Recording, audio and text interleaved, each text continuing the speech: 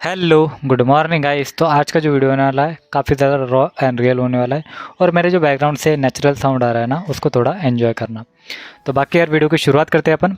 तो वीडियो की शुरुआत में भाई, इंडिया के अंदर 2018 में एक इंटरनेशनल ऑर्ग एंट्री करती है ऑप्टिक गेमिंग नाम से, जिसका कि नाम होता है इंडिया के अंदर ऑप्टिक इंडिया, जो कि CSGO के रोस्टर के लिए अपने इंडिया में प्लेयर्स के ओपन ट्रायआउट लेती है। अब ओपन ट्रायआउट से 8 प्लेयर सिलेक्ट होते हैं और उसमें से 5 मैन रोस्टर फाइनलाइज किया जाता है। अब उसमें एक प्लेयर होता है जिसका कि नाम होता है 4 सेकंड। अब 4 सेकंड जो है ना, उसकी वजह से इंडियन गेमिंग कम्युनिटी के ऊपर और CSGO के ऊपर क्या इम्पैक्ट हुआ था वो आपको आगे पता चल जाएगा। तो ऑप्टिक गेमिंग इंडिया का जो ऑप्टिक इंडिया का जो है ना, इंडिया के अंदर 4 महीने का सफ़र था। इस सफ़र के अंदर ऑप्टिक इंडिया जो है ना, वो फाइनली खेलने जाती है चाइना के अंदर फाइनल्स लैंस के लिए। अब यहाँ पर क्या होता है, मैच स्टार्ट होता है, आधा मैच ख़त्म हो जाता है, आधे राउंड्स ख़त्म हो जाते हैं टूर्नामेंट के। उसी बीच 4 सेकंड का जो PC है, हार्डवेयर है, उसको चेक किया जाता है किसी सस्पिशियस एक्टिविटी की वजह से कि उसके डिवाइस में कुछ है या नहीं। रेफरी आता है, उसका जो PC वगैरह है उसको चेक करता है। उसके बाद उसमें पता चलता है कि 4 सेकंड के डिवाइस में 3 फाइल्स है world.exe नाम से, जो कि हैकिंग्स फाइल्स होती है। और उसकी वजह से इंडियन गेमिंग कम्युनिटी के ऊपर काले बादल छाए जाते हैं उस दिन के बाद। अब काले बादल ऐसे कि भाई, ऑप्टिक गेमिंग जो है वो एक इंटरनेशनल ऑर्ग थी, इंडिया के अंदर के प्लेयर उठाए जो कि ग्राउंड लेवल से उस लेवल तक गए कि उन्होंने चाइना के अंदर लैन खेला है। और वहाँ पे जाके पकड़ा जाता है कि ऑप्टिक इंडिया के अंदर एक हैकर बंदा है जो कि हैक्स यूज़ कर रहा है गेम टूर्नामेंट खेलने के लिए।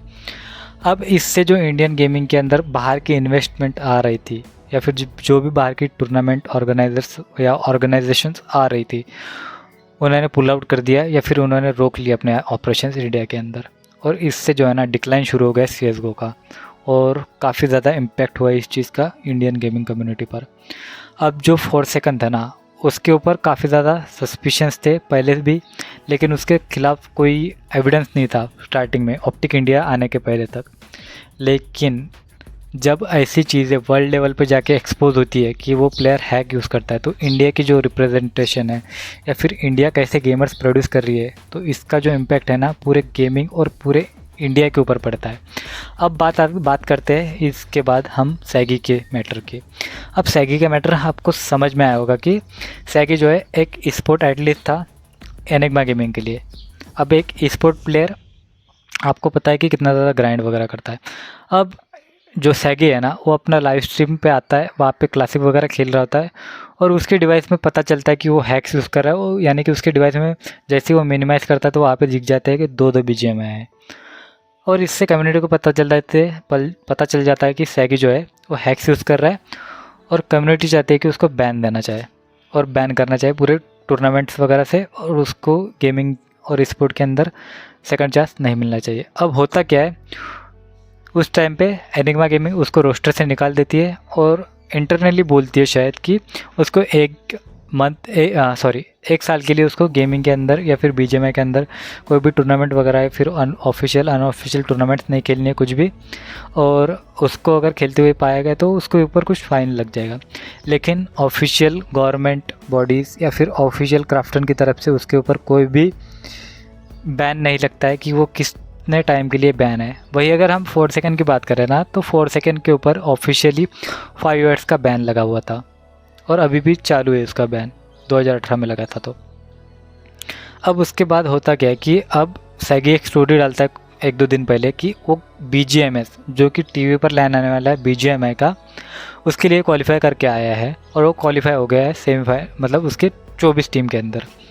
अब यहाँ से कंट्रोवर्सी और जो हीटअप होता है ना इस टॉपिक का, वो यहाँ से होता है कि सैगी को सेकंड चांस कैसे मिल रहा है, नॉर्डविन गेमिंग कैसे उसको अलाउ कर रही है हैकर होने के बावजूद भी, हैक्स करते पाया गया वो पास्ट में। अब इंसिडेंट्स के बाद जो नॉर्डविन गेमिंग है ना, उसका कोई भी अभी तक ऑफिशियल रिप्लाई नहीं आया कि उसकी टीम क्वालिफाइड है, नॉट क्वालिफाइड है, डिसक्वालीफाइड है, ऐसा कुछ भी। तो उसके लिए वेट कर लो। और अभी बात करते हैं कि सैगी को सेकंड चांस मिलना चाहिए नहीं मिलना चाहिए। आई थिंक जो हमारे इंडियन गेमिंग कम्युनिटी को 4 सेकंड ने जो हार्म किया है ना, वैसा अगर कोई और प्लेयर किसी और गेम में करेगा तो भाई इंडिया की रिप्रेजेंटेशन और ज़्यादा, मतलब जो इंडिया की नेगेटिव एक इमेज बन जाएगी वर्ल्ड के अंदर, गेमिंग के अंदर, कि इंडिया के गेमर जो है वो हैक्स वगैरह यूज़ करते हैं वर्ल्ड लेवल पे आकर। तो ऐसा और कुछ एग्जांपल सेट नहीं होना चाहिए कि जो फॉरसेकन ने किया। तो आई थिंक इस चीज़ को स्टॉप करने के लिए हमको स्ट्रॉन्ग रेगुलेशन, स्ट्रिक्ट रेगुलेशन और गवर्नमेंट बॉडीज़ बननी चाहिए कि प्लेयर्स कैसे होने चाहिए और उनके डिवाइस वगैरह चेक होने चाहिए नॉर्मल रूटीन के ऊपर, जिससे कि जो इंडिया का रिप्रेजेंटेशन है वर्ल्ड लेवल पे वो काफ़ी पॉजिटिव हो और इंडिया के अंदर और अच्छे अच्छे ऑर्गेनाइजेशंस आए और इंडियन गेमिंग कम्युनिटी को बूस्ट मिल जाए। और इंडियन गेमिंग के अंदर काफ़ी ज़्यादा और भी फ्लॉज है, उसके ऊपर भी बात होनी चाहिए। आगे वाले हमारी वीडियोज़ में हम उसके ऊपर बात करेंगे। तो आप मेरे को बताना कि सागी को सेकंड चांस मिलना चाहिए या नहीं मिलना चाहिए, इंडिया की रिप्रेजेंटेशन ग्लोबल के ऊपर कैसी होनी चाहिए, इसके बारे में आप मेरे को बता सकते हैं। तो ऐसी और नई वीडियोज़ के लिए इस चैनल को सब्सक्राइब कर देना, इस वीडियो को लाइक कर देना। Thank you for watching.